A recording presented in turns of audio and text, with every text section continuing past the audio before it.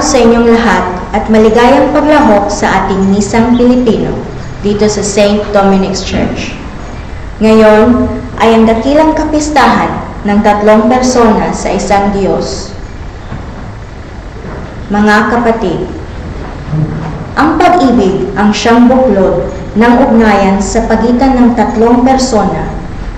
Ano man ang ating gamiting imahen upang ipaliwanag at bigyang katwiran ang pananampalataya sa banal na santatlo, lagi itong kakikitaan ng ugnayan o relasyon na pinagbubuklod at pinag-iisa ng pag-ibig. Sapat lang banggitin ang Ebanghelyo ngayon.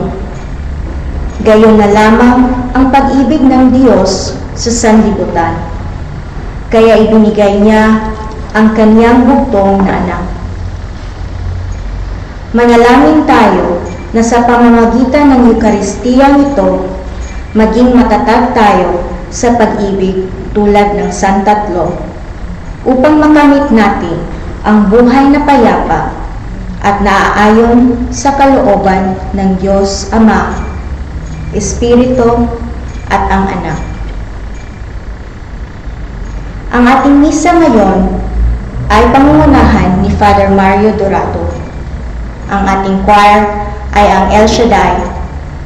Magsitayo po ang lahat at sabay-sabay natin awitin ang pambungad na awit.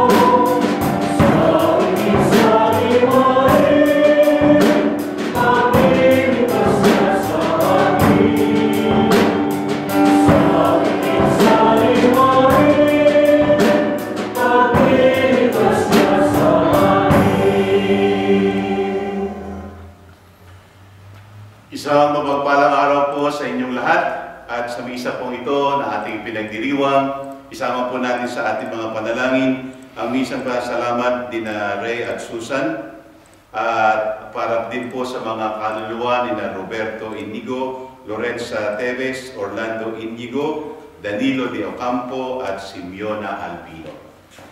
At sa atin po sama-samang pagdarasal, isama din po natin sa ating mga panalangin ang intensyon ng lahat ng mga Pilipino na narito sa New Zealand.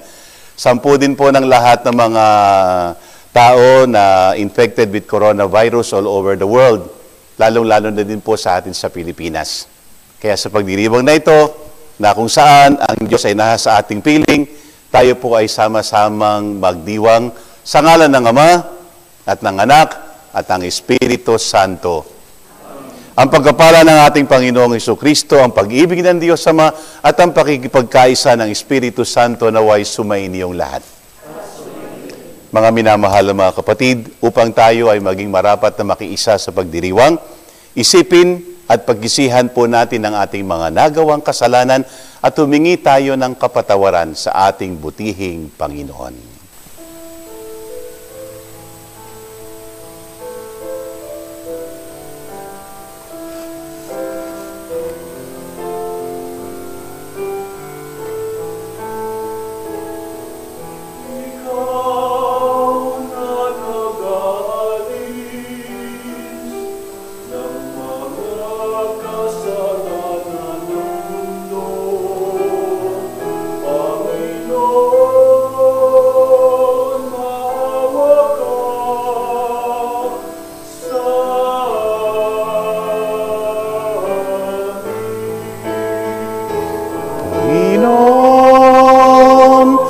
Maawa ka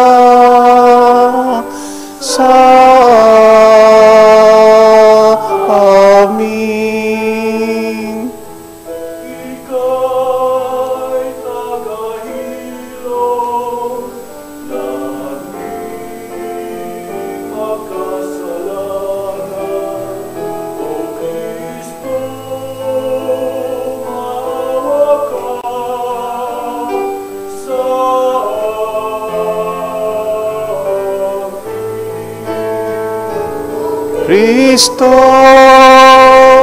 maawa ka sa amin.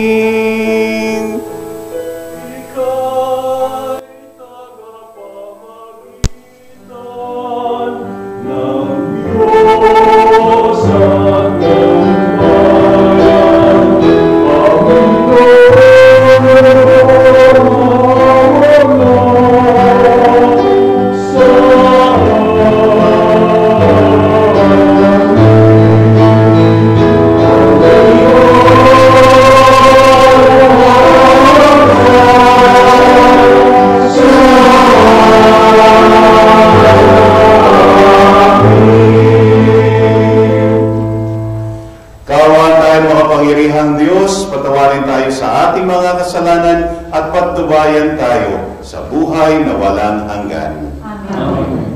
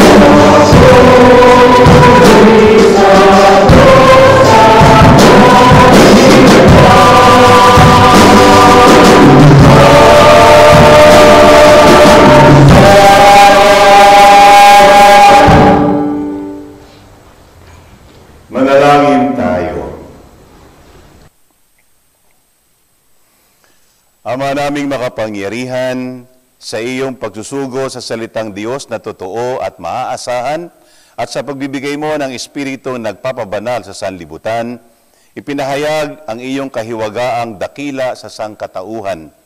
Sa pananampalatayang amin ngayong ipinagdiriwang, ipagkaloob mong aming maidangal ang tatlong persona sa walang hanggang kadakilaan at aming sambahing lubusan ang iyong iisang pagkadiyos sa mahal na kapangyarihan. Sa pamamagitan ni Hesukristo, kasama ng Espiritu Santo, magpasawalang hanggan.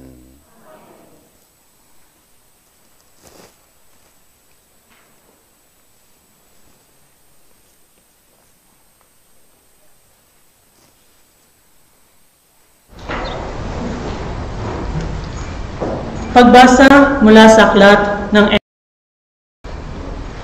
Noong mga araw na iyon, tumapyas si Moises ng 2 bato at dinala kinaumagahan sa bundok ng Sinai. Ang Panginoon ay bumaba sa ulap, lumagay sa tabi ni Moises at binanggit ang kanyang pangalan, Panginoon. Ang Panginoon ay nagdaan sa harapan ni Moises.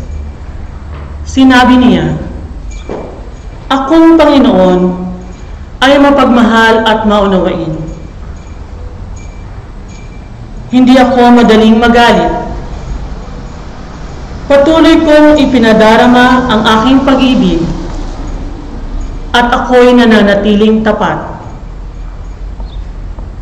Nanikluhod si Moises at sumamba sa Panginoon. Sinabi niya, "Kung talagang pinalulugdan ninyo ako, isinasamo kong samahan ninyo kami kahit na matigas ang ulo ng lahing ito. Patawarin na ninyo kami at tanggapin bilang inyong bayan." Ang salita ng Diyos.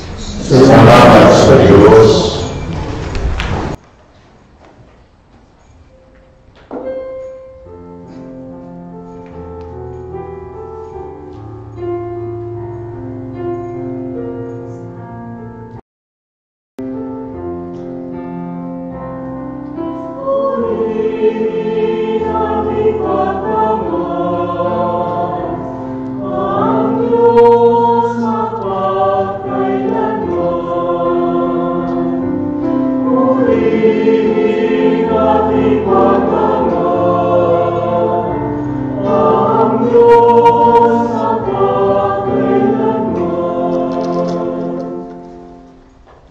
Pinupuri ka namin, Panginoon, Diyos ng aming mga ninuno.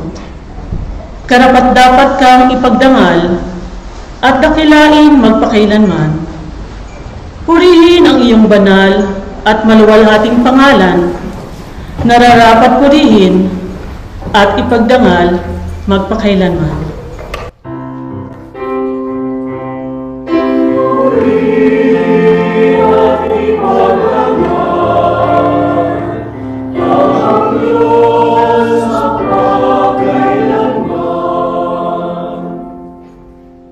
Purihin ka sa iyong banal at marangal na tahanan. Lubhang karapat-dapat kang awitan at dakilain magpakailanman. Purihin at ipagdangal ang Diyos magpakailanman. Purihin ka na nakaluklok sa maringal mong trono. Karapat-dapat kang awitan at dakilain magpakailanman. Purihin at ipagdangal ang Diyos magpakailanman. Mula sa iyong luklukan, sa ibabaw ng mga kerubin, nakikita mo ang kalaliman, ang daigdig ng mga patay. Karapat-dapat kang purihin at dakilain magpakailanman.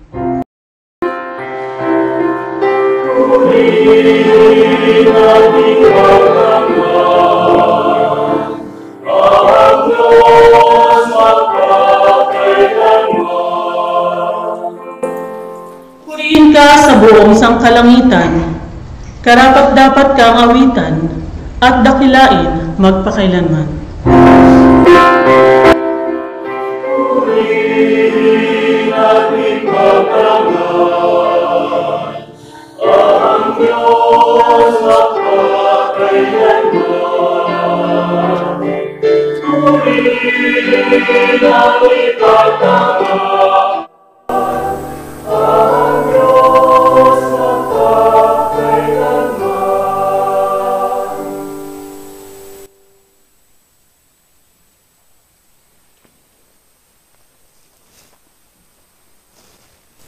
Ikalawang pagbasa mula sa aklat ng Taga-Korinto.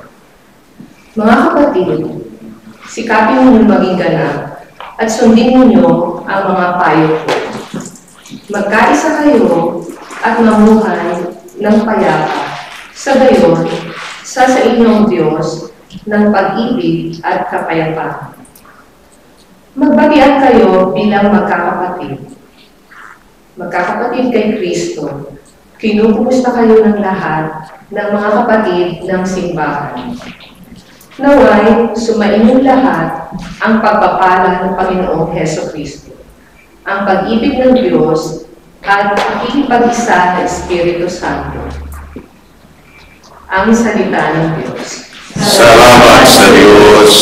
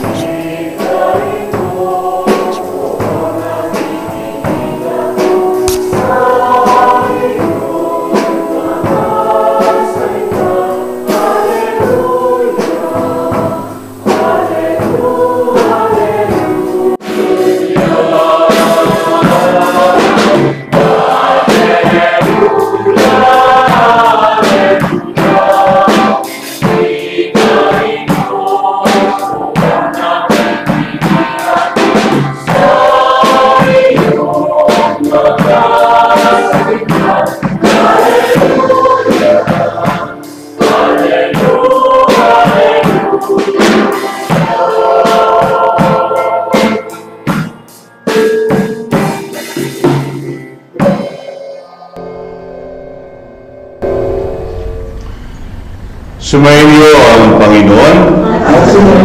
Ang mabuting balita ng Panginoon ayon kay San Juan.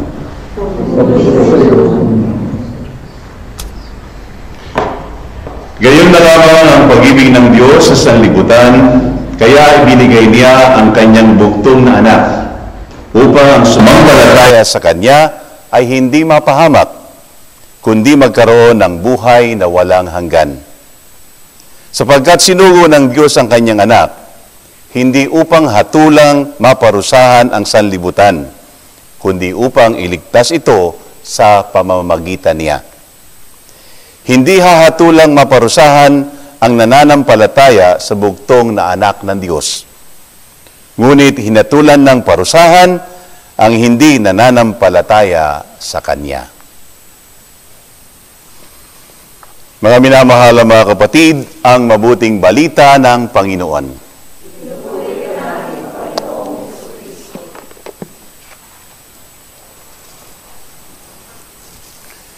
Pagkalooban mo kayo ng kapayapaan ng Panginoon, mga minamahal na mga kapatid. Sa araw na ito na pinagdiriwang natin ang iisang Diyos na mayroon tatlong persona, minsan napakahirap ipaliwanag sa mga tao. Kaya nga, the Trinity, our dogma of the Holy Trinity, there is only one God, there are three divine persons, Father, Son, and Holy Spirit. I would say in English na it is not a problem to be solved, but a mystery to be lived. Hindi isang suliranin na dapat nating bigyan ng katugunan o kasagutan, kundi isang misteryo na dapat nating isabuhay. At paano natin may isasabuhay ito? Kaya pahintulutan ninyo na anyayahan ko kayong muli. Tayo po ay magkantanda ng krus. Sa ngalan ng Ama, at ng Anak, at ng Espiritu Santo. Amen. So mga kapatid, kapag ginagawa natin ang pag-aantanda ng krus, binabanggit natin ang tatlong persona, Ama, Anak, at Espiritu Santo. Nangangahulugan na ipinahayag natin ang dakilang santatlo sa iisang Diyos. Kaya tuwing tayo mag-aantanda ng krus, ito ay isang magandang pagpapahayag ng ating pananampalataya. Pero wag natin itong gawin na parang bang hindi tayo seryoso. Dahil naalaala ko tuloy nung ako'y nasa Amerika. Kasi sa Amerika, matataas yung mga tao. Meron akong isang kaibigan na pari na rin po siya. Maliit lang siya. So, dahil ganito nangyayari doon . Ganito lang siya. Kaya ang tanda niya ng krus, ang ngalan ng Ama at ng Anak at ng Espiritu Santo. Amen. Yung iba naman, nakikita ko sa restaurant dahil nahihiyang ipahayag ang na sila'y Katoliko. Pag nagkantanda ng krus, Ama, Anak at Espiritu Santo. You see, there are so many people, sometimes na hindi nila nauunawaan ito. But today, it is a great joy for me to remind you that whenever you proclaim the Trinity, do it in a very next way. Ama, Anak at Espiritu Santo. At kung gagawin natin ito ng ganito, dito natin may papahayag na talaga ang sandigan at pundasyon ng tatlong persona ay walang iba kundi ang pag-ibig. So napakinggan natin sa gospel. Ganon na lamang ang pagmamahal, ganon na lamang ang pag-ibig ng Diyos at ipinadala niya ang kanyang bugtong na anak. God loved the world so much. He loves the world so much. Yun po ang sandigan ng Diyos, ang pag-ibig. At dahil sa kanyang pag-ibig, nilikha nila tayo na kanyang kawangis. Therefore, bawat isang Kristiyano, bawat isang tao ay larawan ng walang hanggang pag-ibig ng Diyos. Kaya kung titingnan mo ang bawat isa, lalo-lalo na kayo nariyan nanonood sa inyong mga telebisyon, tingnan nyo mga kasamahan nyo sa bahay. Kung ikaw ay naniniwala na tayo nilikha na kawangis ng Diyos, nilikha niya tayo dahil hindi sa pilitan, hindi forcefully, kundi dahil sa pag-ibig. Kaya sana makita mo ang larawan ng pag-ibig sa bawat kasamahan mo sa bahay. Kahit hindi siya kaibig-ibig, wala tayong problema doon. Ang mahalaga, you believe in yourself that you were created out of love, show that same love, and discover that same love to other people, especially to all your loved ones. Kaya, ang tawag natin sa kanila, loved ones. You see? At dahil sa pag-ibig na yon, ipinadala niya ang kanyang bugtong na anak, and Jesus, because of His great love for us, you see, dahil sa kanyang walang hanggang pag-ibig sa atin, ibinigay niya ang kanyang sarili sa krus. Hindi dahil tayo nagkasala, kundi siya ay nagmamahal. Kaya kung natandaan yung sinabi ko nung last Sunday, sa pagpapatawad, hindi tinatanong kung sino ang nagkasala. Ang mahalaga ay kung sino ang nagmamahal. At si Jesus ay namatay, hindi dahil tayo makasalanan. Si Jesus ay namatay sa krus, inialay niya ang kanyang buhay dahil siya ay nagmamahal.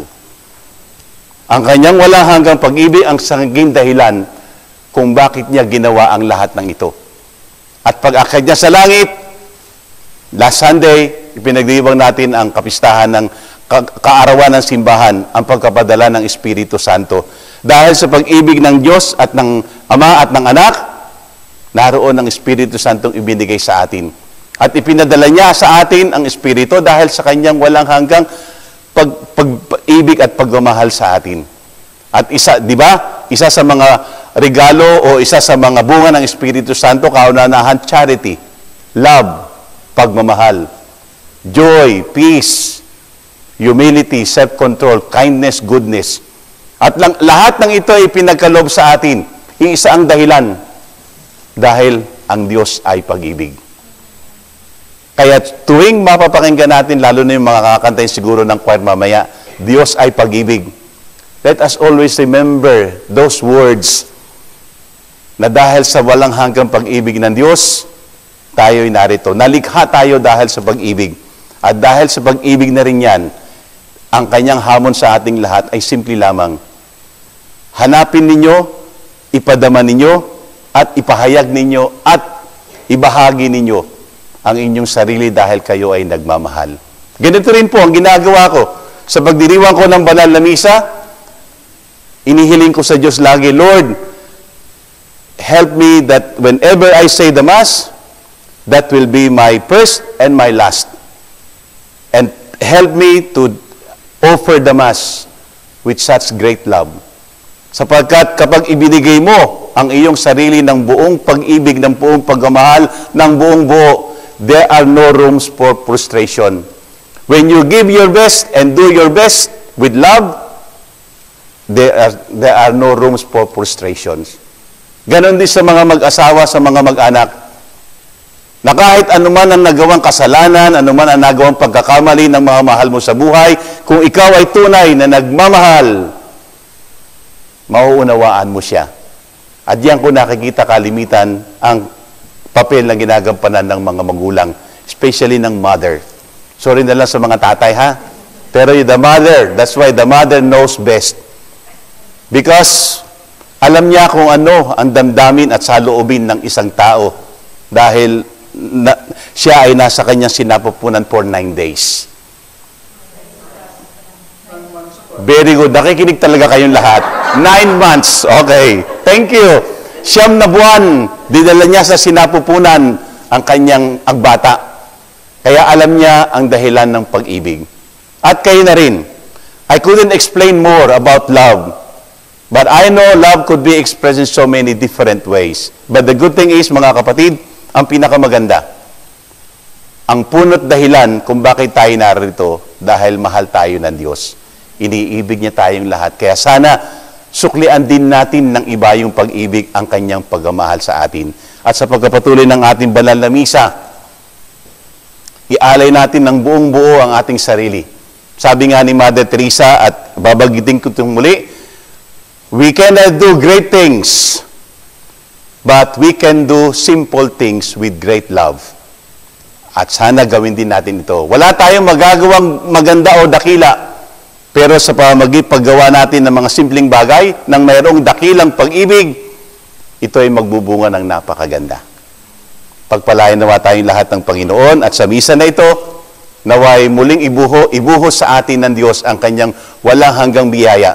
Puniin niya tayo ng kanyang pagmamahal upang ang bawat kilos, bawat isip, bawat damdamin natin ay maging isang magandang pagpapahayag ng walang hanggang at ng dakilang pag-ibig ng Diyos sa ating lahat. Pagpalain kayong lahat ng ating Panginoon.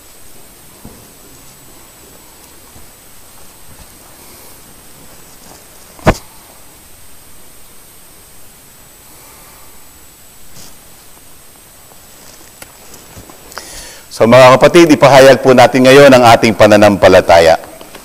Sumasampalataya ako sa Diyos Amang makapangyarihan sa lahat na may gawa ng langit at lupa. Sumasampalataya ako kay Jesucristo, iisang anak ng Diyos, Panginoon nating lahat, nagkatawang tao siya, lala ng Espiritu Santo, ipinanganak ni Santa Maria ang Birhen, pinagpakasakit ni Poncio Pilato, ipinako sa krus, namatay, inilibing, nanaog sa kinaroroonan ng mga yumao, nang may 3 araw na buhay na maguli, umakyat sa langit, naluluklok sa kanan ng Diyos Amang makapangyarihan sa lahat. Doon magmumulang, paririto at huhukom sa nangabubuhay at nangamatay na tao. Sumasampalataya naman ako sa Diyos Espiritu Santo, sa banal na simbahang Katolika, sa kasamahan ng mga banal, sa kapatawaran ng mga kasalanan, sa pagkabuhay na muli na nangamatay na tao, at sa buhay na walang hanggan. Amen. Mga minamahal na mga kapatid, labis ang pag-ibig ng Diyos sa sanlibutan. Dumulog tayo sa Kanya upang pagkalooban tayo ng mga biyayang ating inihiling. At sa bawat kahilingan, ang ating wiwikain, mapagmahal naming Ama, dinggin mo kami. Mapagmahal naming Ama, dinggin mo kami.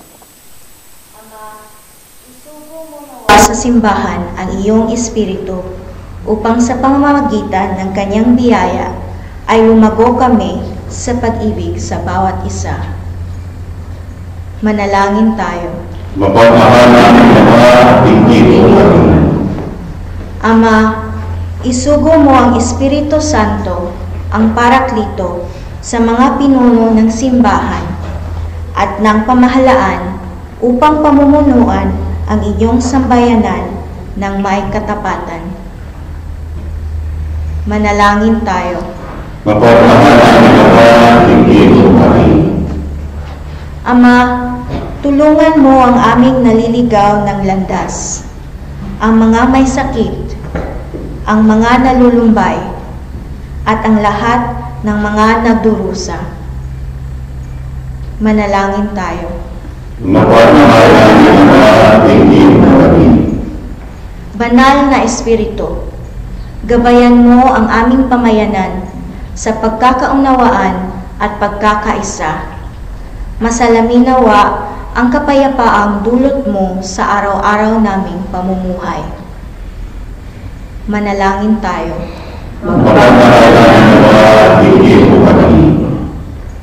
Ama, ng lahat ng mga nangabubuhay, makibahagi nawa sa iyong kaluwalhatian, kasama ng Anak at ng Espiritu Santo, ang lahat ng mga kapatid naming yumao. Manalangin tayo. Mapagmahal namin Ama, tingin mo kami. At para sa ating mga pansariling kahilingan, hilingin natin ito sa Diyos sa loob ng munting katahimikan.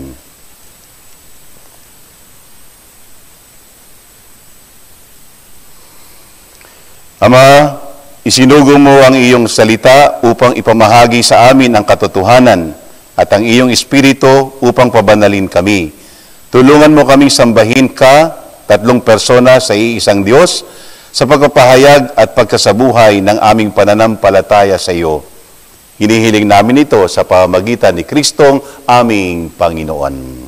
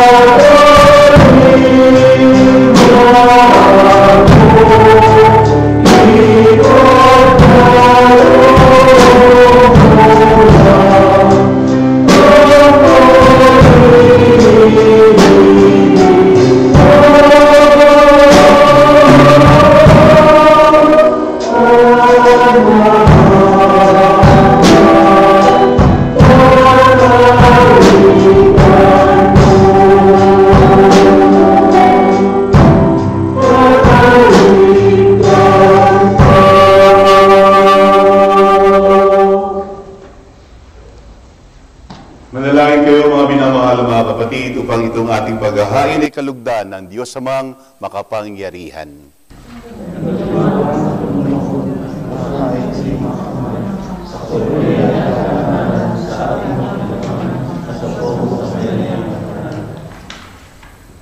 aming lumikha, gawin mong Banal ang mga alay na aming inihanda, ngayong aming sinasamba at sinasambit ang ngalan mong dakila, at pakundangan sa mga alay na ngayon nasa dambana, kami naway maging laging nakalaan sa iyong adhika sa pamamagitan ni Hesu Kristo, kasama ng Espiritu Santo magpasawalang hanggan.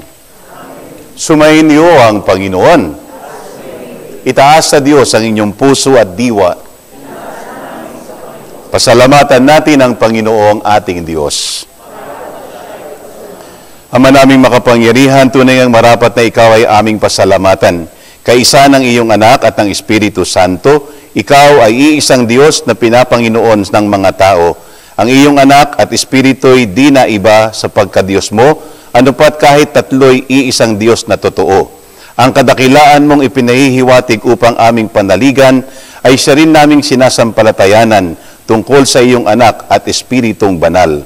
Bagamat may tanging pag-iral ang bawat isa, iisang Diyos pa rin ang aming sinasamba. Sa kapangyarihang taglay ay walang pagkakaiba. Kaya kaisa ng mga anghel na nagsisiawit ng papuri sa iyo ng walang humpay sa kalangitan, kami nagbubunyi sa iyong kadakilaan.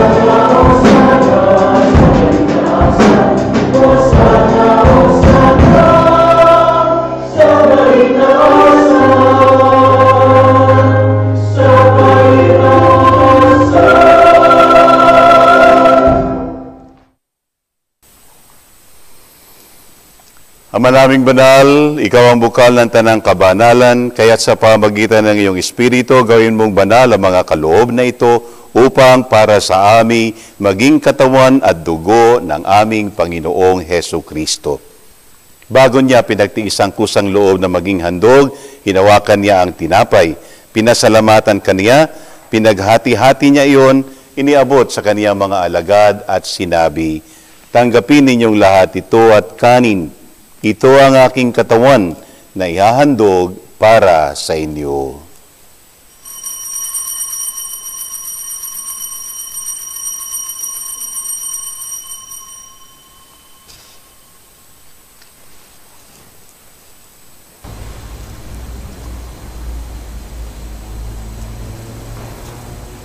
Kaya din naman, nung matapos Ang hapunan, hinawakan niya ang kalis. Muli kanyang pinasalamatan. Iniabot niya ang kalis sa kaniyang mga alagad at sinabi, "Tanggapin ninyong lahat ito at inumin.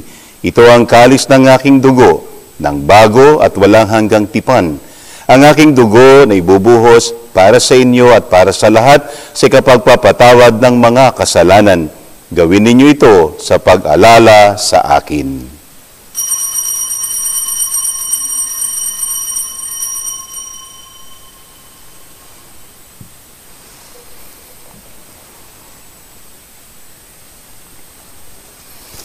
Ipagbunyi natin ang misteryo ng pananampalataya.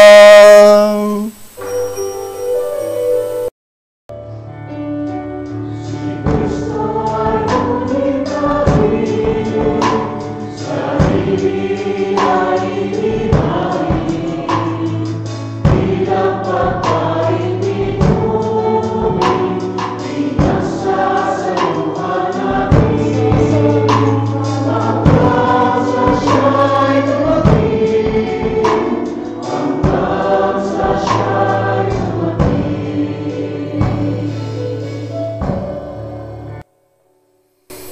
Ama, ginagawa po namin ngayon ang pag-alala sa pagkamatay at muling pagkabuhay ng iyong anak, kaya tiniaalay namin sa inyo ang tinapay na nagbibigay buhay at ang kalis na nagkakaloob ng kaligtasan.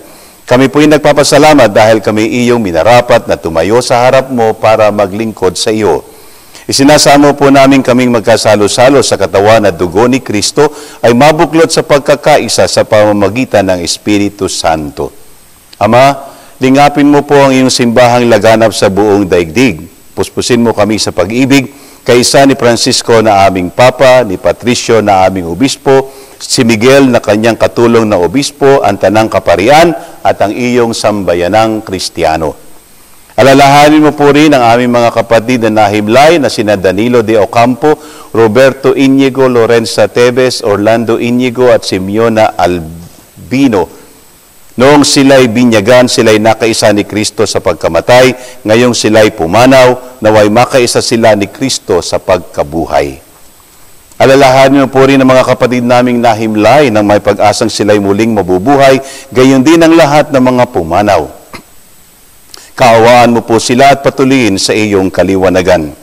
Kaawaan mo at pagindapanin kaming lahat na makasalo sa iyong buhay na walang wakas. Kaysa ng mahal na Birheng Maria na ina ng Diyos, kaysa ni San Jose na kanyang butihing may bahay, kaysa ng mga apostol ni San Lorenzo Ruiz at San Pedro Calunsod, at ng lahat ng mga banal na namuhay dito sa daigdig ng kalugod-lugod sa iyo, may pagdiwang nawa namin ang pagpupuri sa ikararangal mo sa pamamagitan ng iyong anak na aming Panginoong Heso Kristo. Sa pamamagitan ni Kristo, kasama niya at sa Kanya, ang lahat ng parangal at papuri ay sa iyo, Diyos Amang makapangyarihan, kasama ng Espiritu Santo, magpasawalang hanggan.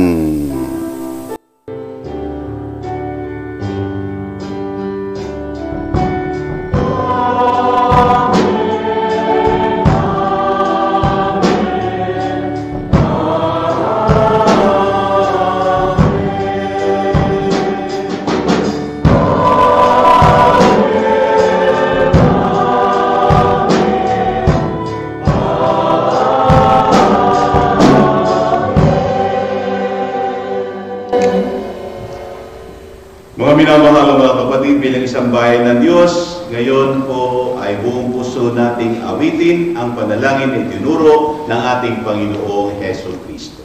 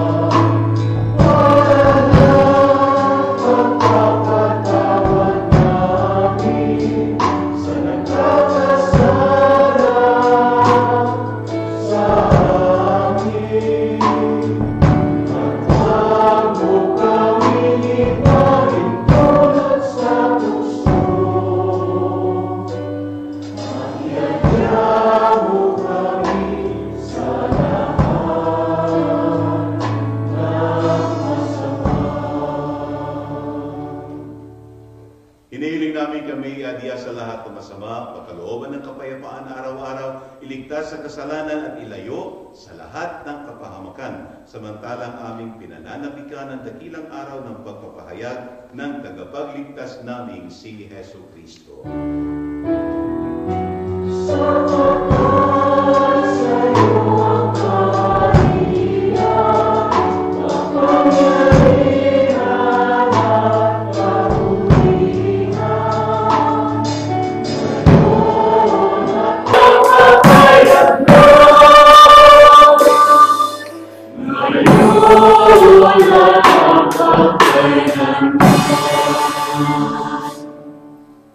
Panginoong Jesucristo, sinabi mo sa iyong mga apostol at sinasabi mo sa aming lahat ngayon, kapayapaan ang iniiwan ko sa inyo, ang aking kapayapaan ang ibinibigay ko sa inyo. Tunghayan mo po ang aming pananampalataya at huwag ang aming mga pagkakasala.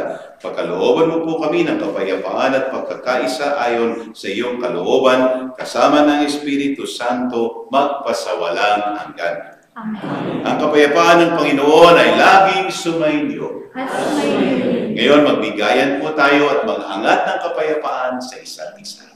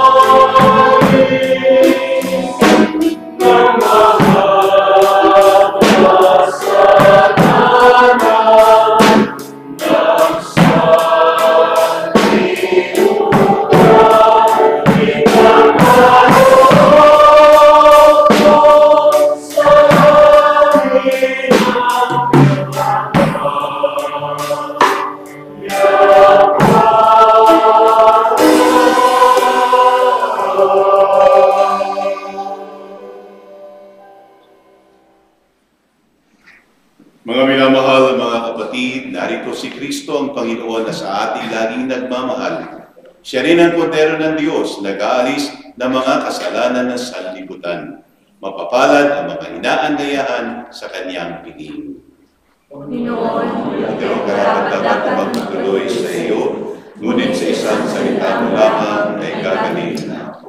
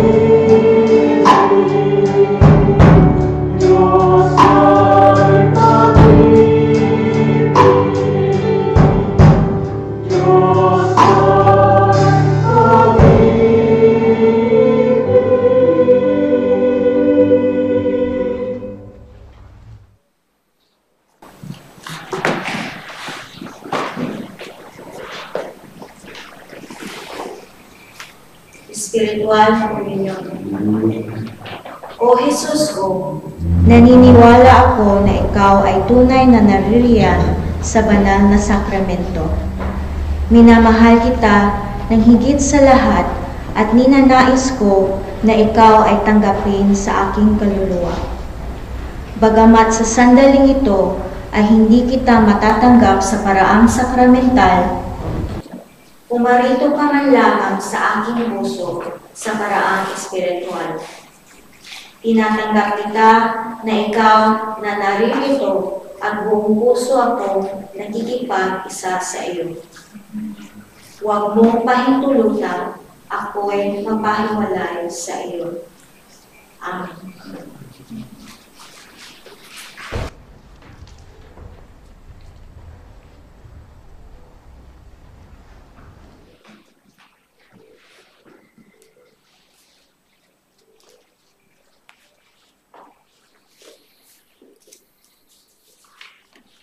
Manalangin tayo.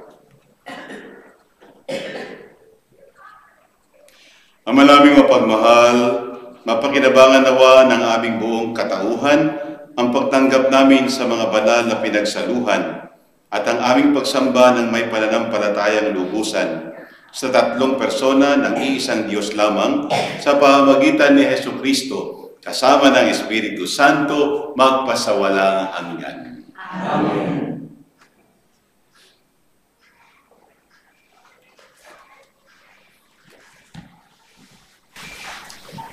Salamat po, Father Mario, sa pangunguna sa ating misa ngayon.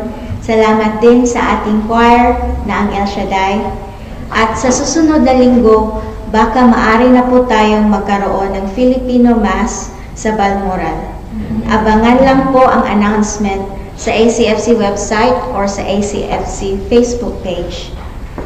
Maraming salamat po at mabuhay tayong lahat.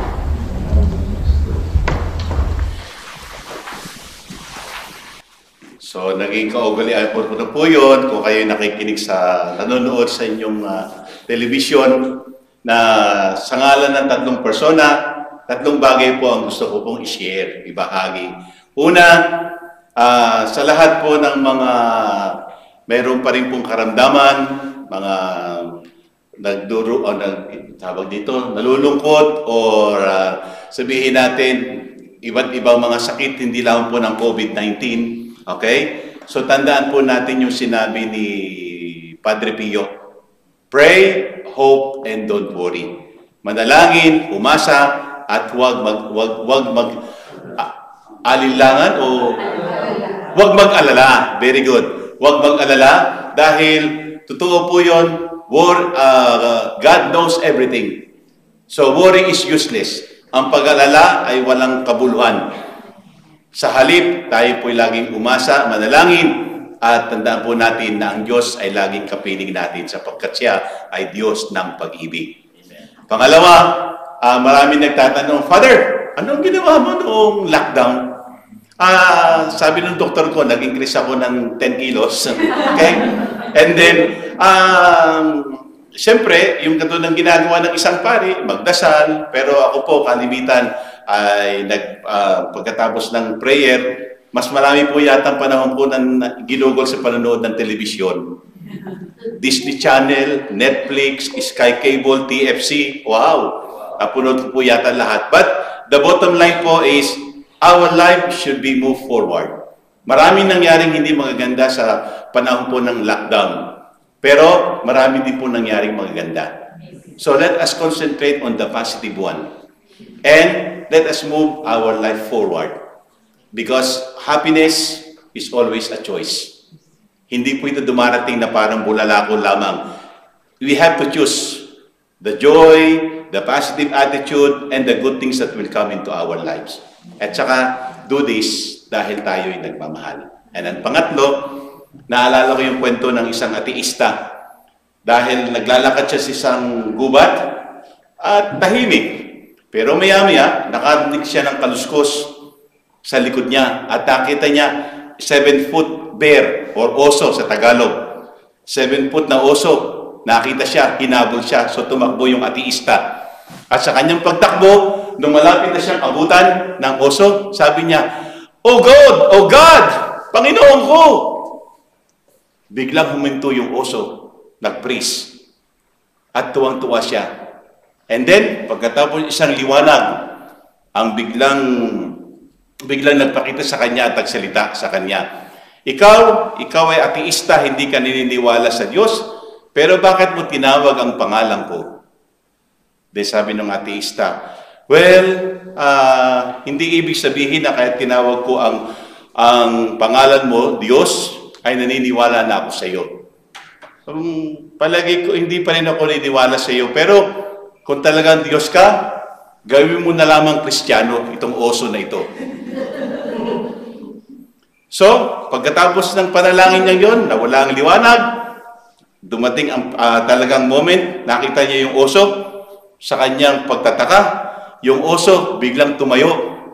Yung kanyang dalawang paws o dalawang unahang paa, nakita niya yung oso, nagdasal. Nagkantanda pa ng krus, Ama, Anak, Espiritu. At nagdasal yung oso at sinabi niya, Lord, bless these gifts which I am going to receive from your bounty through Christ our Lord. Amen.